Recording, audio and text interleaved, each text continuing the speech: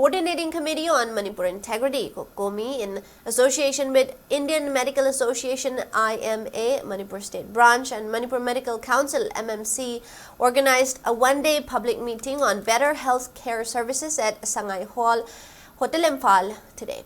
COCOMI convener Athouba and IMA Manipur State Branch President Dr. Simpson Serio, alongside MMC President Dr. R.K. Lenin, Dr. L. Ranjit, and Healthcare Services Doctor, as well as senior journalists, attended the event, presenting talks on various topics.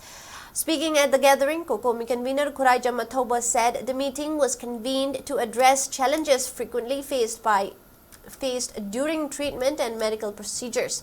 He emphasized the need for frank discussions on reducing preventable deaths and improving coordination between patients, families, and medical professionals. Athouba cautioned that protests demanding shutdown of hospitals during tense or unfortunate incidents should never be encouraged, stating that medical services must continue uninterrupted even during times of war. He stressed that protecting and strengthening healthcare delivery system was a shared responsibility of the public and medical community.